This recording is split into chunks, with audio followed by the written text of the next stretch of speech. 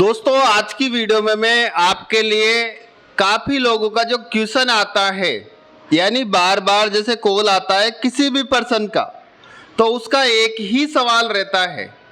सवाल क्या रहता है कि मेरा A4 का बिल है, उसके अंदर कितने आइटम आ जाएंगे।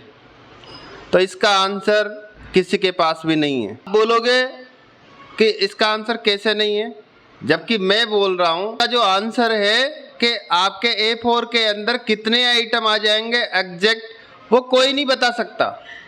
चाहे बीजी इन्फोटेक हो, चाहे कोई चैनल पार्टनर हो, चाहे रीसेलर हो, चाहे नरेंद्र हो, कोई भी आपको नहीं बता सकता कि आपका A4 का जो बिल है उसके अंदर आइटम कितने आ जाएंगे। वो आपकी सिचुएशन के ऊपर डिपेंड करता है कि आप कैसे लिखते हो। काफ़ी लोग जैसे आते हैं, कॉल करते हैं, बेस करने लग जाते हैं कि भैया मुझे 30 आइटम चाहिए, मुझे 40 आइटम चाहिए।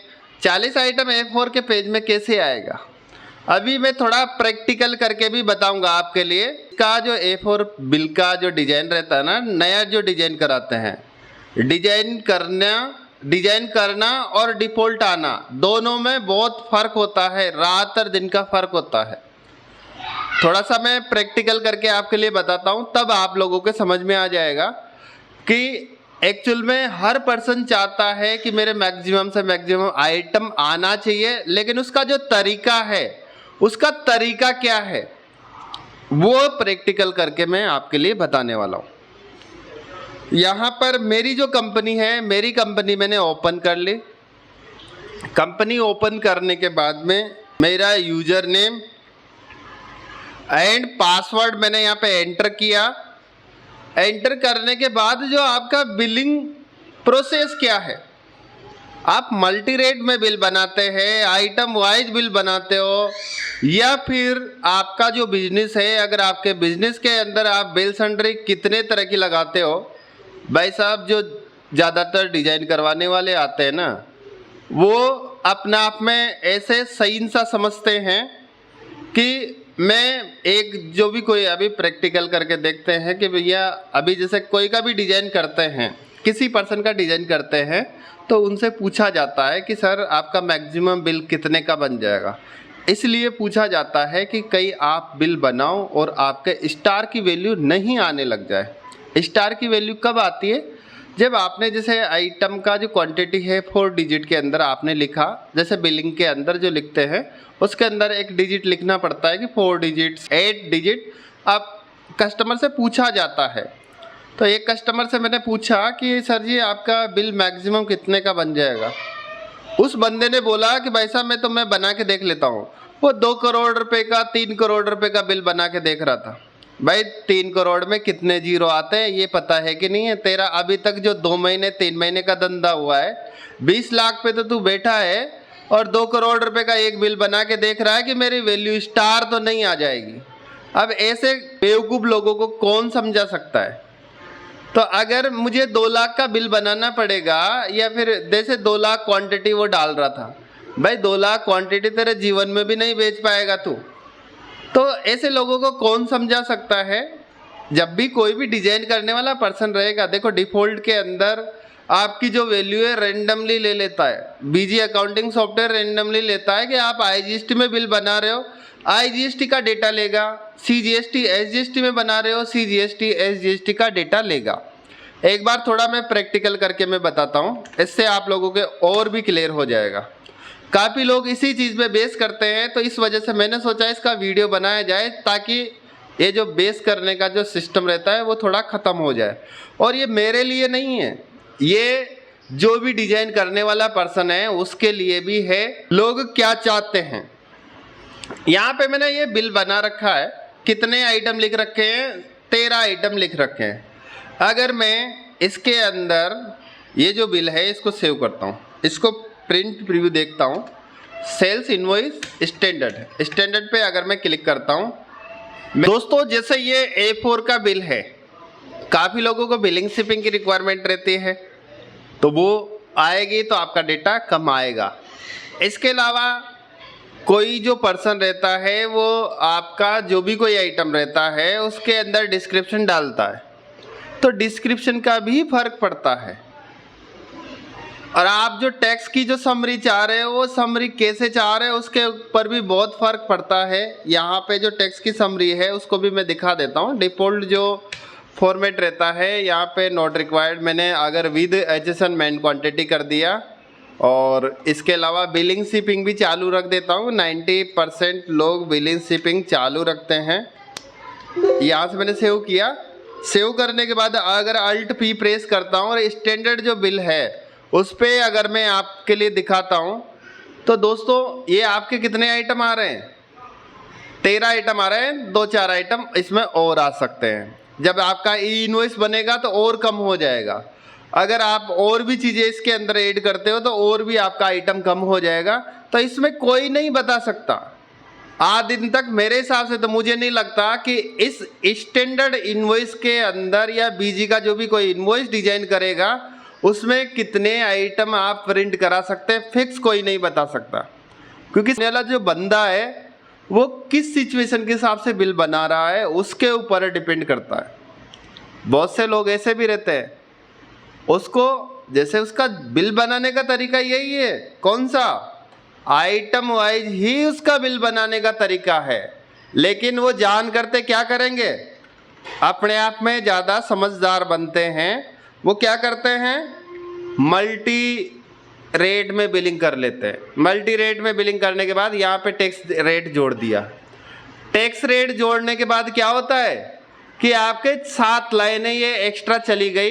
अब ये कहाँ से आएगा, बॉडी के अंदर जो रहता है ये इसमें ही तो जुड़ेगा। इस तरीके से आप बिलिंग करोगे तो ये डेटा कहाँ जाएगा, आपका दूसरे पेज पे, और फिर आप बोलोगे कि भैया ये तो दूसरे पेज पे चला गया। तो अगर आपके पास भाई साहब, अगर जैसे आपके पास 100 रुपये तो 100 रुपये ही खर्च करोगे। अगर आप 150 खर्च करने के लिए तो क्या करना पड़ेगा, उधार लेना पड़ेगा। तो इसका सिस्टम भी ऐसा ही है आपके लिए। अब ये दूसरे पेज पे चला जाएगा। अब सामने वाला बंदा बोलेगा भैया मेरा तो दूसरे पेज पे चला गया।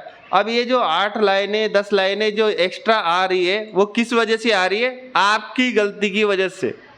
मैं आपसे ये नहीं बोल रहा कि आप किस तरीके से वर्किंग कर रहे हो, मैं केवल कस्टमर को ये समझाना चाह रहा हूँ कि भाई जब भी कोई भी बिल डिजाइन करने वाला जो पर्सन रहता है वो आपसे पूछेगा आपको यहाँ पे क्या चाहिए, आपको यहाँ पे क्या चाहिए, आपको यहाँ पे क्या चाहिए, उसका जवाब आपको देना है। और बाकी क्या है, आप 1 करोड़ रुपए का एक बिल बना रहे हो, बाकी आपकी क्वांटिटी 2 लाख क्वांटिटी आप डाल रहे हो। तो 2 लाख क्वांटिटी तो मुझे तो नहीं लगा ऐसा, आज दिन तक तो कोई कस्टमर नहीं आया कि उसके 2 करोड़ रुपए का एक बिल बन जाता होगा। और 2 करोड़ वाला इधर उधर सोशल मीडिया पे नहीं घूमेगा। वो खुद जो भी बंदा इस टाइप का काम करने वाला है उसको बिठा के रख सकता है। 200-500 रुपये के लिए वो सोशल मीडिया पे नहीं घूमेगा ना। तो दोस्तों ये चीज़ें मैं इसलिए बताता हूँ, ये मेरे लिए, कस्टमर के लिए, प्लस कंपनी के लिए भी बहुत यूजफुल है। इसलिए क्योंकि हर कस्टमर मेरे बिल पे कितने आइटम आ जाएंगे, और इसमें मतलब मैं ये भी चाहता हूँ, मैं लोगो भी चाहता हूँ, मैं QR कोड भी चाहता हूँ, मैं ई इनवॉइस भी बनाना चाहता हूँ, और मेरे आइटम कितने आ जाएंगे, तो इसका आंसर किसी के पास भी नहीं है। दोस्तों मैंने आपके लिए बताया अगर मल्टी रेट में बिलिंग करेगा, यहाँ पे ये 8 लाइन जो एक्स्ट्रा आ रही है ये कहाँ जाएगी, ये भी बॉडी में ही तो कवर होगी। अगर आपका ई इनवॉइस बनता है, जब ई इनवॉइस का QR कोड यहाँ पे आपका छपेगा आपके और आइटम कम हो जाएंगे। स्टैंडर्ड जो बिल का डिजाइन आता है ई इनवॉइस वाले, काफ़ी लोग ऐसे रहते हैं जिनके 4 आइटम से ज़्यादा नहीं आते। क्या कर लोगे आप, बीजी से लड़ने थोड़ी जाओगे भाई, बीजी से लड़ने थोड़ी चले जाओगे। जो कंपनी ने प्रोसेस दे रखा है ऊपर से नीचे तक 64 लाइन्स आती है, मतलब उतनी आती है, ना तो कोई बढ़ा सकता है ना ही कोई घटा सकता है। इस चीज़ों को कोई कुछ नहीं कर सकता।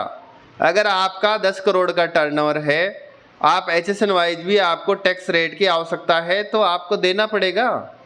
धंधा जैसे बढ़ रहा है तो भाई पेपर भी खर्च करना पड़ेगा आपको। ऐसा नहीं है कि आपका 10 करोड़ का धंधा हो रहा है, 20 करोड़ का धंधा हो रहा है और आप 50 पैसे के पेपर के लिए इधर उधर नच रहे हो, सोशल मीडिया पे घूम रहे हो। 1 महीने तक आप खुद प्रैक्टिस कर रहे हो बिल डिजाइन की, उसके बाद आपका काम नहीं बन रहा है तो आप सोशल मीडिया प्लेटफॉर्म पे घूम रहे हो। उसके बाद सामने वाले से काम करवाने के बाद में आप बोल रहे हो भैया मुझे काम नहीं करवाना है। तो ये चीज़ें बिल्कुल बहुत गलत होती है और ऐसे काम नहीं होता है। बाकी ये जो चीज़ें हैं, अभी बीजी क्या करता है, एक जरा सा डेटा आपका रहेगा, एक जरा सा ये इंग्लिश में जो रुपीस लिखा हुआ है इसके लिए भी आगे नए पेज पे ये शिफ्ट कर देता है। अब कस्टमर क्या करेगा, भैया मुझे ये नेक्स्ट पेज पे जा रहा है, उसके लिए लड़ने लग जाता है। भाई साहब ऐसे ऐसे गधे लोग रहते हैं। एक आइटम का अगर ये रुपीज भी ये डिफॉल्ट जाता है, इसमें नरेंद्र कुछ भी नहीं कर रहा, ना ही कंपनी कर रही। उसके पास जितना स्पेस जो जितना गैप रहता है उसी हिसाब से काम होता है।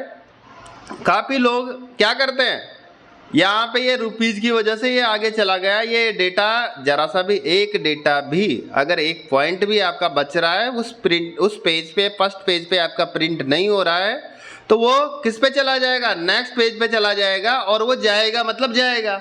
अब वो कस्टमर नौटंकी करे कि भैया मेरा तो ये दूसरा पेज पे जा रहा है, ये तो मेरा बिल्कुल बेकार जा रहा है, तो भाई इसका तो कोई सॉल्यूशन नहीं है। आपका एक आइटम से कोई फर्क नहीं पड़ रहा। अगर आपका एक आइटम और बढ़ जाएगा, चलो ठीक है, एडजस्ट करने वाला पर्सन आपकी 4 लाइन एड्रेस की है, उसको 1 लाइन कम कर देगा, एक आइटम कर देगा। एक आइटम और बढ़ जाएगा, फिर उस केस में वो तो दोबारा भी जाएगा, फिर क्या कर लोगे, फिर किसको हटाओगे।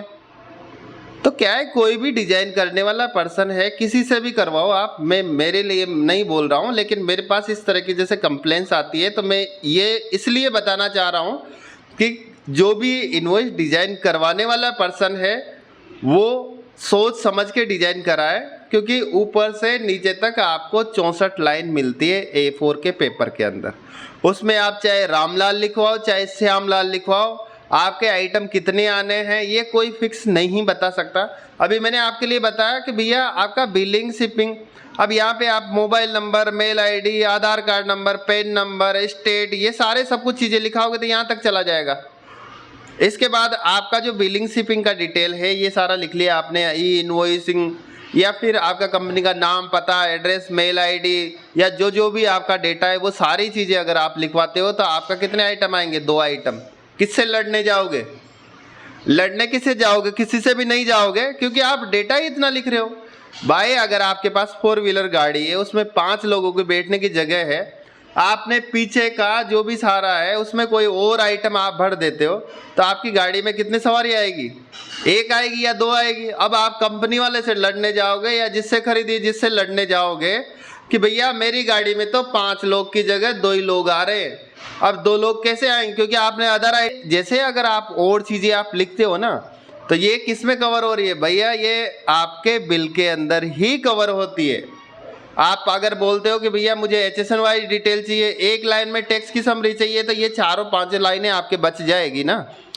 तो दोस्तों कोई भी डिजाइन करवाने के बारे में सोच रहा है तो सोच समझ के डिजाइन कराए, और कभी भी ये मेहनत वाला जो पैसा है रिफंड नहीं होता। जो भी कोई भी पर्सन काम करने वाला है, कोई भी पर्सन अगर मेहनत करके डिजाइन करता है, बिल डिजाइन का काम कोई ऐसे नहीं है 1 मिनट 2 मिनट में हो जाता है। बिल डिजाइन का जो काम होता है वो कितना टाइम लग जाए, 1 घंटा लग जाए, 2 घंटा लग जाए, कि एक बार डिजाइन करने के बाद अगर वो बिलिंग शिपिंग की डिटेल इसको इस तरह से चाहिए तो वो क्या कलाकारी करेगा कि भैया मुझे तो यहाँ नहीं चाहिए, मुझे तो नीचे चाहिए। अगर उसका कोई भी इंफॉर्मेशन इस तरीके से डिजाइन कर दिया किसी भी पैटर्न पे, तो वो उसको ऐसा विपरीत बोलेगा कि दुनिया में कोई सा भी इंसान उस काम को वैसे नहीं कराता है, क्योंकि सामने वाले को किसी को परेशान करने में मजा आता है। ये वीडियो मैं इसलिए बना रहा हूँ क्योंकि काफ़ी लोग आते हैं, कितने आइटम आएंगे, कैसे नहीं आएंगे, तो इस वीडियो के माध्यम से देख के आप समझ सकते हैं और किसी भी डिस्ट्रीब्यूटर से बेस ना करें। तो दोस्तों ये वीडियो अगर आपको अच्छी लगी है तो वीडियो को लाइक करना है। दोस्तों आप अगर बीजी अकाउंटिंग सॉफ्टवेयर सीखना चाहते हैं तो मेरी अदर वीडियो मैंने बना रखी है, आप उसको देख के आप बीजी अकाउंटिंग सॉफ्टवेयर सीख सकते हैं। Thank you.